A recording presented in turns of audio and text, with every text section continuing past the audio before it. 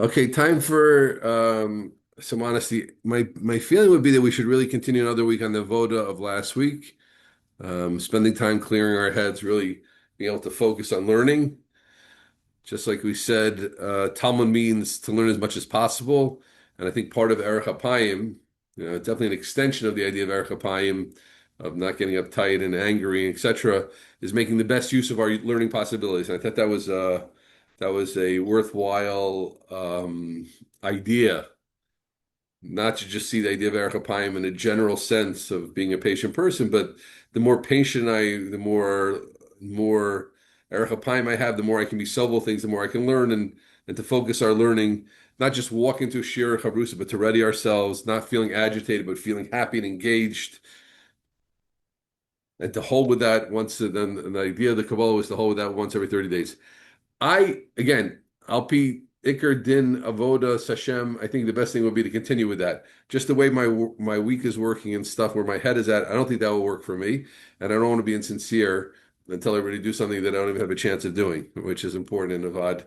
Rav Leichter said that you could be a drama king or queen in Avad, and etc. We have to always avoid that. So I don't want to just tell everybody to do that when I don't feel like I'm up to it. But the point is I'm inviting everybody to continue to do that. And as Rav Leichler always said about Ali Shore, it's not a cookbook, meaning if someone sees an avoda, I think it's important that people in the VOD continue with the suggestions of the VOD. Otherwise, we don't have a VOD. But a person can continue working on something that they found meaningful, even if the VOD has moved on, but you can continue doing that. I think it's like that with many, many things. So, Lemaisa, the next Mida after Erech HaPayim was Leiv Tov, and the next one is Leiv Tov, and the one after that is Emunas Chachamim. So I do want, so that I do feel strongly to speak about Emunas Chachamim, and I think it's something I could speak about and hold with, etc. Now, what's the pshat? How does Emunas Chachamim, what is the idea of Emunas Chachamim, and why is that one of the Kinyanei HaTorah? To believe in Chazal, to believe in Rishonim, Amoraim. So I want to share two bechinas, two aspects, and I, I tell everybody all the time. That's why you have to chazer things, because I saw this maral a long time ago, and it didn't make any impression on me. And I saw it again today when I was preparing the vod. It made a big impression on me. But first, I want to share the other idea. In general, we have to understand the story I heard from my Rosh Yeshiva, Rabbi Schoonmaker, was that there's a tshuva in Rabbi Kiveger, or a letter that he wrote to someone, and he said, "L'chvod harav chamor," to the honorable donkey rabbi. That's had harav chamor. I'm just telling you the way he said it, not judging, but it's a mitzvah to say over stories the way they said it, not to make them more politically correct. Harav chamor. This is why. Because he says this. The Gemara says, "In Rishonim kamalachim anu k'bnei adam."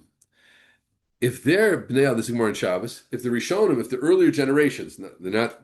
The Gemara is not referring to who we call the Rishon, the Rambam, the Rabbeinu Tam, Tosas, talking about the earlier generations amongst the Tanaim Amoraim. But if the Rishonim, if the earlier generations, Rishonim kamalachim anu k'bnei adam. If anu k'bnei adam, if v'hem k'bnei adam, anu chamorim. Below Kechamoro Shapell ben Yair. I'll translate. If the earlier generations are like angels, then we are men, and if they are like men, then we are like donkeys, and not level of the donkey of Pinchas ben Yair, who was a special donkey that the Daf Yomi learned about a few weeks ago. Okay, we're going to put Pinchas ben Yair's donkey on the side. But what's the idea? So the Pashup Shah just means like an evaluation. There's such an abyss, such a gap between us and them. It's malach to man or man to donkey, which are totally separate things. But Rabbi Kiveger said it's about the perspective. If your perspective is the early generations are malachim, if you understand that, then you're human. But if you think they're humans, you're not a human. You're a donkey. And he wrote to this person, I see from the way that and this is someone who wrote a letter to Rabbi Kiveger, so theoretically it was somebody who knew something. He said, I see from your yachas, from your words, that you're not correctly giving chashivut, giving the importance to the earlier generations. So you're a chamor, you're a donkey, but you're a rav also, so you call them harav chamor. And this really says the point. And it's something which is so basic in yeshivas, and it should be basic everywhere. We talk about how the generations go up and down, and I'm a big Akshara person, and we have to live in our generation, our generation. We also have to be cognizant to what's called Yerida Tadorot, Yerida Tadorot. And this Gemara is really pointing at Yerida Tadorot.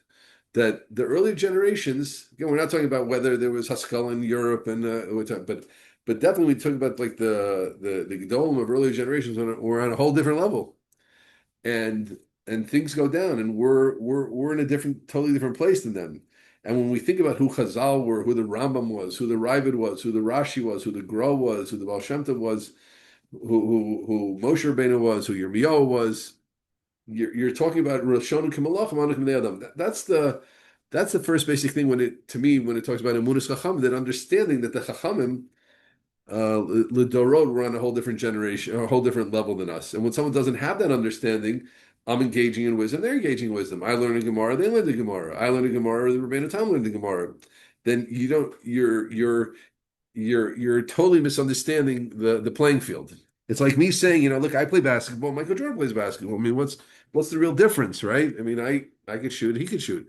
No, he's playing a different game than you're playing. But in a megalomaniacal, oh, you can see this. Another thing I always like to get across is this, friends. This is not a religious belief. We call it Emunas Chacham. It's to those who understand it, it's a fact.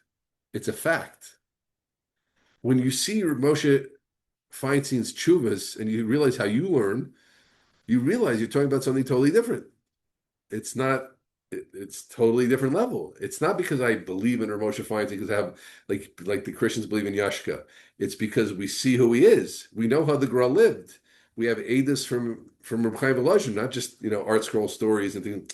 Problem is sometimes people today throw out the baby with the bathwater. Well, art scroll exaggerates, so therefore what? Okay, I'm not saying they do exaggerate. They don't exaggerate. We're not getting into that. But understand that we have many, many, many, many stories from absolutely accurate sources that are things that are written about many great chachamim that tell us what level they were on. We know Moshe Rabbeinu had nevuah. Can you imagine what it means? Someone who has nevuah, someone who Kadosh Baruch Hu speaks through him. The Beis Yosef had a spirit that spoke through him. We have conversations that he had. What is a person like when the Shechina is medaberes mitok grono afterwards? What's a human being like? We don't have tfisis makom for such a thing. Something else we don't even understand it. So when we're saying Rishonim Kamalachim, we're talking about a reality. I know my Rabbeim. I'm a self-confident person. I feel I'm giving this Vaad. I'm starting Sefer Yeshua tomorrow. I have what to give. I don't think I'm a zero. But when I think about my Rabbeim, the level they are, how much of a higher level they are, not because I'm a young, enthusiastic teenager. I know that they're on a different level than me, and I know that their Rebbeim were on a different level than them because they knew it, and they know that that we know what the Chazon Ish looked like from stories, not from. So I want to repeat that point. You don't have to believe everything you believe in Mishpacha magazine or ArtScroll stories, but don't throw out the baby with the bathwater. Don't say, and therefore all the Dom were on incredible levels that. And it does get less. Rishonim Kamalachim. So I think now that's the point. Now, why is that part of Kinyanei HaTorah? That's my general understanding. Just what's the vibe of Emunas Chachamim? It's that we live in a system of where the Gra was this and the Rambam was that, and the Rishonim were more, and the Amoraim were more than the Rishonim, and the Tanaim were more than the Rishonim, and the Nevi'im were more than that, and the et cetera, the Shvatim were Shiftei Ka, etc. So why is that one of the Kinyanei Torah? Very nice. That's Ashkafa. So why is that called the Kinyan of Torah? Why is that? So I think the point is like this on one level, is that when a person doesn't have that, so you're not Moser Nefesh, you won't work to understand what they're saying. And when you won't understand what they're saying, you won't go deeper to reveal the great truths that are in their words. So you're not really Kona the Torah. I'll give you an example. You're Chabrusa, or there. All of us have people that we think are more thought out than us, and we have people who are less thought out than us. That's fine. So when I hear someone who I believe is less thought out than me say something that seems not thought out, there's no mitzvah of daning l'kavschus. I think he didn't really think that out so well. That's it. And I'm not going to turn over to make his statement seem to make sense. But when I see someone who's far more thought out than me, I see what he's saying. I'm going to work hard to understand what he's saying because I know that he's more thought out than me. And if it sounds like there's something difficult what he's saying, it's the mistake is in me, not in him. And if a Rambam doesn't make sense, it's a problem with me, not with him. And there is some way to be miyashiv it. There is some way to answer it. This Rashi, but here's the point, friends. Listen carefully. But then you're kona the Torah because the Torah that's underneath you get, and if you don't have amun in them, let's say you read a pasuk, and let's say this is the approach. Every Dvar Torah the Rabbi said, okay, Kadosh Baruch Hu says this in Bereshis, and Kadosh Baruch Hu says this in Dvarim, and it doesn't make sense. I can't answer it. Sorry, buddy. Shabbat Shalom. So then you're never going into any Omek HaTorah. You're never going deeper. You're never turning any. You're never working on anything. But if someone says like this, Kadosh Baruch Hu said this in Bereshis, he said this in Dvarim, and they don't make sense. It must be there's something deeper going on there. You get the whole level of Kinyanei HaTorah. I get the whole different level of thing. Now I understand. Whoa, that's the answer. That's the answer. Incredible.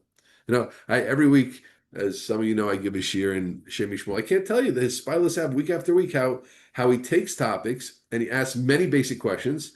Some of them I thought of, some that I never thought about, and he makes these sodas, and it fits so beautifully and so solidly into something incredible. It's novel, but it's not crazy, and it's right. I'm not going to say the example, but I'll show you the questions he dealt with. And he said one whole piece and put it all together. We just did Parshas Korach.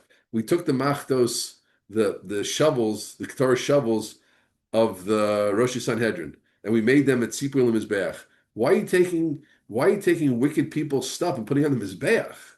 And what did the Mizbeach look like before? And what does bronze represent? They were bronze. And which Av is connected bronze? And it happens to be Yaakov. Why is Yaakov against bronze? And etc. And the whole thing. All these things, and now it fits together. Incredible. So now I look at the Shem Yishmael, I have an emunah. When he starts to ask questions, my attitude, he's going to say something which is, as opposed to saying, I don't know, it's like wow, a lot of difficult things in the Torah.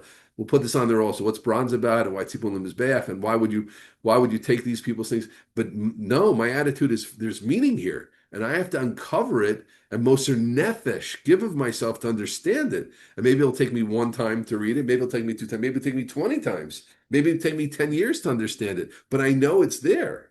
That's a Amunas Chacham. How do they learn? From what I understand, universities. Rashi here is Soser Rashi over there. Rashi was Soser himself. That's it. Why should we find any inner coherence in Rashi? Rashi wasn't innerly coherent, so there's no problem. Netanyahu is Soser himself. Shakespeare Soser himself. Rashi Soser himself. No, but here's the point, friends. Again, listen carefully. You don't make it to a Kinyan Torah because the Torah stays very superficial to you. It's all the outside words. It's only through the questions. Every question is a mafteach. Every question is a key to going deeper, to getting to new truths. There's something deeper going on with Korach that's represented in bronze.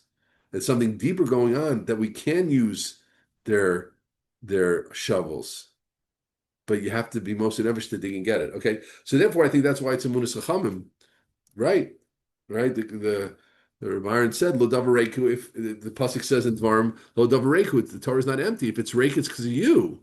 But I want to tell you that is maybe someone who's not used to learning will hear that as like a humility statement. It's not humility. It's an intelligent statement about understanding learning. If I'm not seeing something in this pasuk, it's because of me.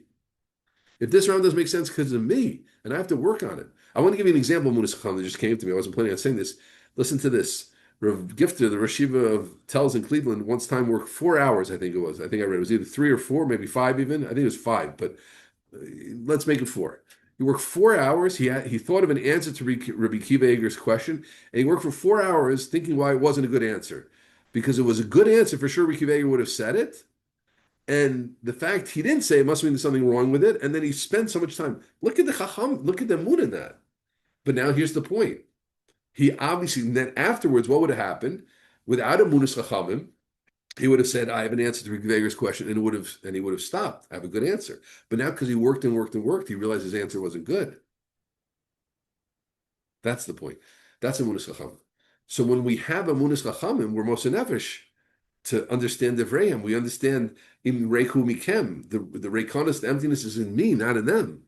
And anybody who learns sees this all the time. Does that mean every way that a Rambam is answered is always glad and right? No. Does that mean that they're sometimes we're being too creative? Of course. We're talking about a system, We're talking about a system that's been passed on, been served for hundreds of years. This is how you didn't learn Torah.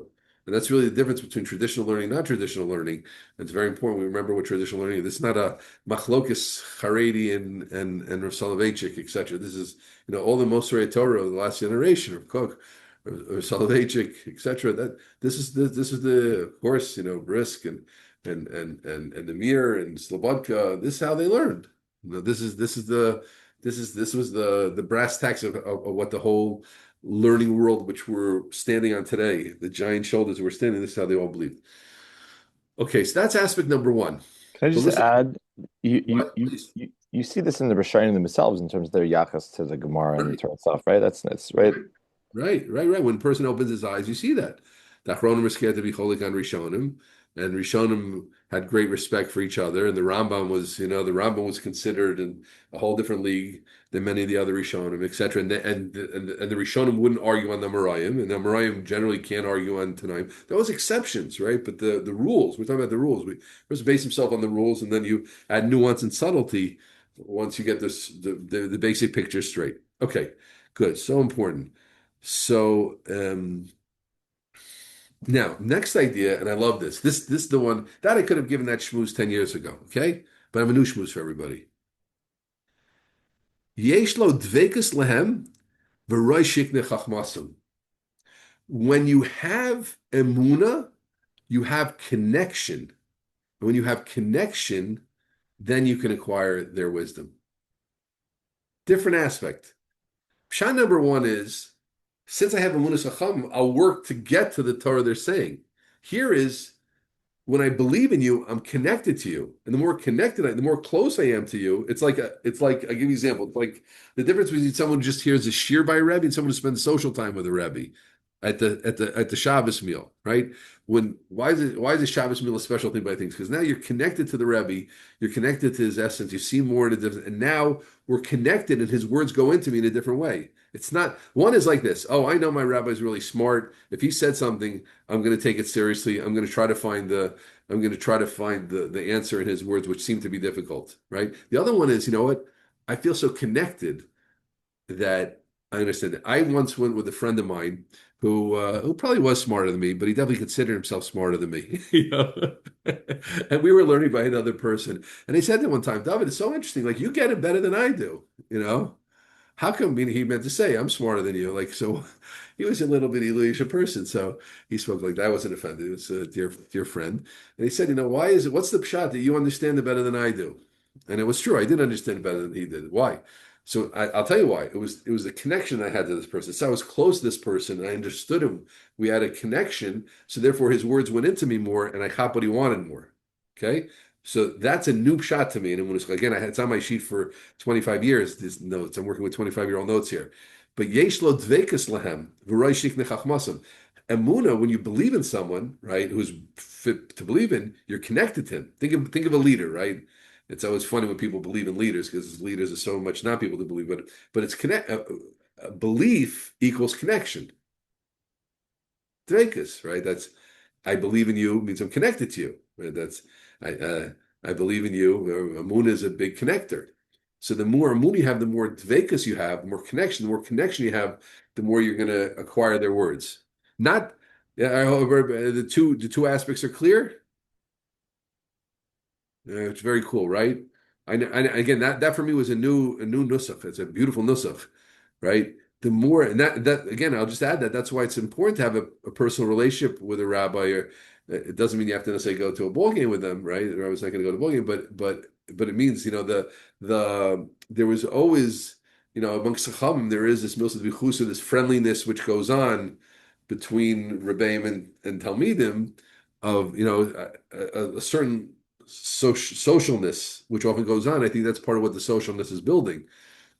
For sure, Shimush is like that, doing stuff for them, carrying stuff for them, doing favors for them is also the connection, right? They'll tell you stuff and and you'll pick up on things. But I think it's even deeper. I think just the very fact you're connected, I think I said this story before. It's such a beautiful story. Rameir Simcha of Dvinsk was learning with his uncle one time, and they got to a difficult tosfos, and Rameir Simcha said, "Let's daven for Avodas Torah. Let's daven for love of Torah." And his uncle said, "Why should we daven for Avodas Torah? Let's daven that we get the pshat."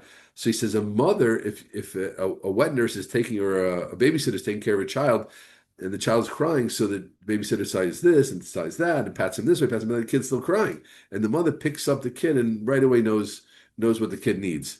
Right? It was such a beautiful thing. Rameir Simcha said, "So the more you love Chachma, the more you love the Torah, you know how to you get it. That's kind of like you get it. You're in the zone of the Torah. You're in the vibe with the Torah." So that's how I understand this my maral. Yesh lo dveikus. If I have a muna, then I'm connected to them. When I'm connected to them, then I get their words. So it's two different pshat. So how do we connect to this? Amudas Chachamim. I hope I've well explained to everybody why it is so important in Chacham, and it really is. And I can tell you, being in yeshiva, if a guy is lacking in Amudas Chachamim, I have no chance for him. If he doesn't, honestly, I don't consider myself a Chacham, but he has no belief in me. I remember one time, I don't think Aaron knows this, but I remember there's one fellow in Asia, very, very bright guy, but every question I had, he always had, if I couldn't prove to him why it was a good question, he didn't want to hear what I had to say. It was a terrible relationship. I mean, he had no belief in me. Again, I'm not saying it was Chacham, just the little bit that Baruch Hashem involved in Rab Talmud. If a Talmud doesn't believe you have anything to give, so then there's nothing, there's nothing happening. So yes. Can I ask a question, just clarify this over here? The first pshat, I'm reading a Rashi and Chumash, let's say. So for the first pshat, I have a muna that like Rashi is saying something over here. So Right. like I'm gonna dig into this because I know he's saying the emes over here, right? What does it mean, let's see the second shot, that I have a relationship with Rashi? So I think good. So yeah, I'm very, very happy that question was this. I think really it means like you have a relationship with Rashi. I think that, it means like Rabbeinu, I'll give you an example. You know what a relationship? To show what everybody get the question of Aaron saying, like, okay, the first one thing we get it. Like here I go to Rashi. I have to, what does it mean to have a relationship to Chacham? What does it mean? So I think the moon itself, first off, the moon itself is one aspect of the relationship. When I believe in someone, I have a connection to them. This person, Rabbeinu Rashi, I believe in him. That belief is already connection. That's what we're saying. The Muna is a Dveikus. But I think besides that, it's understanding that there was, Segal, when he would learn a pshad, let's say Rabbi Kiveger, he would light a yahrzeit candle for Rabbi Kiveger. That's it. He would light a candle. He means he felt that there is someone named Rashi, and when you learn him, Svasav Dovas Bekever, I mean, it's hard to, Rashi has so much, his mouth is going the whole time. Probably wants a break, but, right, he's, the Ruach of Rashi is alive a little bit, and you're doing something a little bit for the Ruach is alive. A person can feel a certain love and connection that's why it's important, by the way, sometimes to feel more connection to certain Sfarim as opposed to, I just learn everything, I love everything. Then, no, you do, certain Sfarim speak to you more. Meir Simcha always, Meshach Chachma always spoke to me, always speaks to me, that's good, less than the Ksav Kabbalah or something. Not that the Ksav Kabbalah has obviously tremendous words, but it's not, you feel sometimes more of a connection to one Rebbe or more things. I said Rav Funder, by the way, is very into this Rab Talmud, this whole connection thing. Very, very, very, very, an incredible level about it. He said really like maybe I don't want to say kalachiyat. I just read it recently. I was very, very surprised. But I think the simplest shot, I think the Maharal is saying the Amun itself is connection, because that's saying Yeshua Dveikus Lam. Again, I have to read the Maharal again, but I'm reading Kitzer a little bit to be honest. But Yeshua Dveikus Lam, it's the Amun, it's the Dveikus. So here's what I want to do. I want to take this a little bit deep, and I want everybody to first and say like this. Baruch Hashem, since I'm young, I don't know why, but I was okay to have a lot of Amunas Chachamim.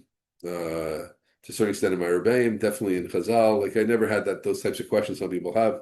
Maybe it's Matan Min Hashemayim, I don't know. But I want everybody to think a little bit about it. It's two-part Kabbalah, right? Do you believe, right? Here I'm speaking in an impassioned way about it. Do you believe, right? Do you believe the Bali Mishnah, the Bali Gemara? Because Amun is something, we as religious Jews, we live in a certain system, which is, thank God, good. It gives us guardrails and keeps us from, and who knows where we would all spin off to, and it's good to be part of a system. But the question, the challenge one is deeper. So I think as we're thinking about a Musacham, I think it's fit for everybody over the week to think like, do I have it? Or maybe do I know? Just to again, don't just stuff it into your head. And if you have it, where does it go to? Right? You have it about, let's say, you have it about Nevi'im, and you have it about Tanaim, you have it about Morayim, Rishon and Achron. How far? Going with this generation. It's a good thing that you don't have to feel bad, right?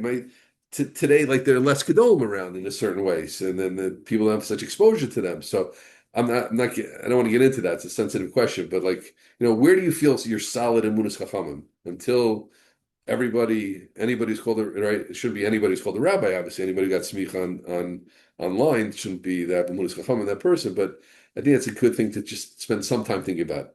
The next thing is I want to be mechazik that. I want to strengthen that. Things need chizik, and needs chizik, right?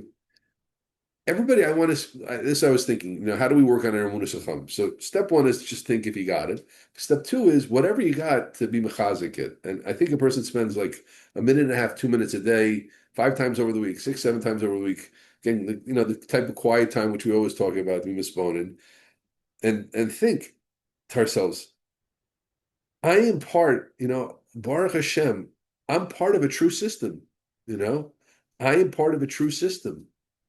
I'm part of a system of truth, not just Hashem, and not just Torah Sinai, which for sure is down by me, but the Mishnayos and the Merayim and the Rishonim and the Achronim, the Gra, the Baal Shem Tov. I'm part of the system to feel like Ashreinu Atov Chalkeinu, to think about it. Now, why am I saying that? On the one hand, we learn, but like anything, something sometimes becomes so much a part of it that we don't take a step back and really like fell about it and get excited about it, and build it up in our heads. So I think as we're working on the meat of Amunas Chaim, one, to spend time thinking, do you have it? Right? It's just, and the answer hopefully will be yes. And if it's not, we have to think, how to build it up. But that's a fair question for someone to think about. But then, whatever level you have it, to spend 2 minutes just thinking, Baruch Hashem, I am part of I'm part of the true religion. I'm part of the real system. And it wasn't just Hashem, and it wasn't just Moshe. It's Chachamim, it's Chazal, and it's Rishonim, and it's Achronim, right? It's incredible how many people there were. There are a lot of goyim that are all mixed up and believing in the Arishkeit. Yeah, they are. Okay. Thank God I'm not part of it. No, why you're a Zocha? That shouldn't stop you from feeling it. Okay, so that's what I was thinking about. And we'll continue with this next time. And I finish and say that anybody who wants to keep working on the Erech HaPayim and zoning in before they're learning, great. And I'm not coming against that. Just I felt for me, this is what I needed to work on now. Okay, shalom, shalom. All the best. Yeah.